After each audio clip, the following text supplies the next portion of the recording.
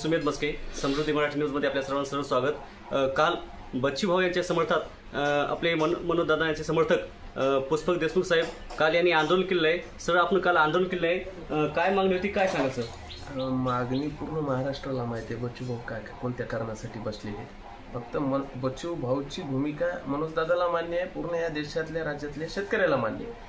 आणि मनोजदादाचा समर्थक म्हणूनच नाही, ते शेतकरी म्हणून बी मी त्या भूमिकेसाठी बच्चूभाऊकडे प्रशासनाचं असणारं दुर्लक्ष आणि याच गोष्टीचा राग म्हणून माझ्या डोक्यात काही वेळासाठी तिडक भरली। मी माझ्या पद्धतीनं एक लक्षवेधी करण्याचा प्रयत्न केला शासनाने, जेणेकरून बच्चूभाऊच्या भूमिकेकडे लक्ष द्यावे। शेतकऱ्यांचे कोणते कोणते असे प्रश्न आहेत जे तुम्हाला प्रशासनाने वाटतात?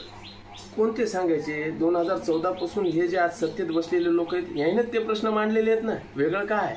हे 2014 पासून आजपर्यंत काय म्हणत गेले आणि त्याच प्रश्नाचं उत्तर स्वतः देत नाहीत। आज 14चा शेतमालाचा भाव असणारा 2014 मध्ये असणारा शेतमालाचा भाव आजही तेच आहे।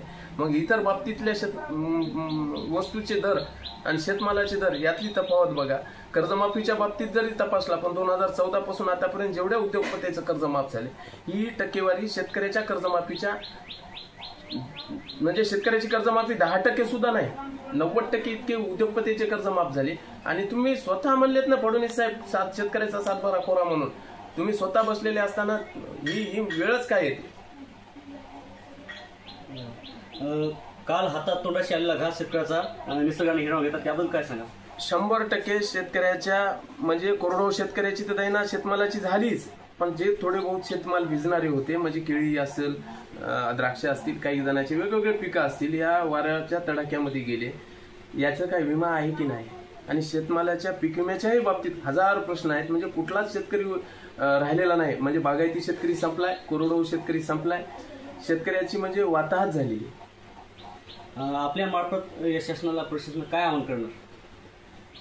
शासनाने डोळ्यावरली पट्टी काढावी आणि स्पष्ट प्रामाणिक भावनेने शेतकऱ्याची बाजू समजून घ्यावी। शेतकरी वेगळं काही मागणं झाले, पण शेतकऱ्याला सगळे ज्यावेळेस रस्ते बंद होतील शेतकरी रस्त्यावर दिसेल। सर, हे जर मागणी मान्य झाली तर पुढची आंदोलन दिशा आपली कशी असणार? मान्य ही शासनाला मागणी करावीच लागणार आहे। त्यापेक्षा म्हणजे हे सरकार चालणार नाही, रस्त्यावरली वाहतूक चालणार नाही, कुठले दुकानं उघडे दिसणार नाही। एकदम आतापर्यंत देशाच्या इतिहासात असं आंदोलन झालं नाही, असं आंदोलन आता या भूमिकेत महाराष्ट्रातला शेतकरी। एकीकडे देशामध्ये शेतकऱ्याला जगाचा पोशिंदा मानला जातो आणि त्या देशामध्ये शेतकऱ्याचा ही वेळ असेल, त्याबद्दल तुम्हाला काय वाटते? भारताची जी व्याख्या आहे कृषीप्रधान देश म्हणून, ही व्याख्याच बदलण्याचं काम शेतकरी करेल। कृषीप्रधान म्हणू नका म्हणून सांगेल, कारण उद्योगप्रधान भारत म्हणा, कारण इथून तिथून उद्योगाच्या दिवस आलेले शेतकऱ्याची माती झालेली, काय सांगा? तर हे होते हाटा येथील नागरिक पुष्पक देशमुख साहेब। याकडे प्रशासन कितपत लक्ष देते हे पाहण्याचं महत्त्वाचं आहे। यासाठी पाहत राहा समृद्धी मराठी न्यूज नेटवर्क। मी वसमत तरुण सुमेध मस्के।